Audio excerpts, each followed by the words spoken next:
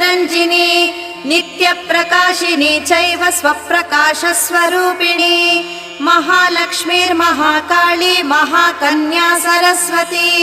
भोगवैभवसन्धात्री भक्तानुग्रहकारिणी ईशावास्या महामाया महादेवी महेश्वरी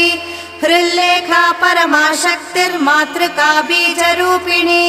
नित्यानन्दा नित्यबोधा नादिनी जनमोदिनी सत्यप्रत्ययिनी चैव स्वप्रकाशात्मरूपिणी त्रिपुरा भैरवी विद्या हंसा वागीश्वरी शिवा वाग्देवी च महारात्री कालरात्रिस्त्रिलोचना भद्रकाली कराळी च महाकाली तिलोत्तमा काली कराळवक्त्रान्त कामाक्षी कामदा शुभा चण्डिका चण्डरूपेशा चामुण्डा चक्रधारिणी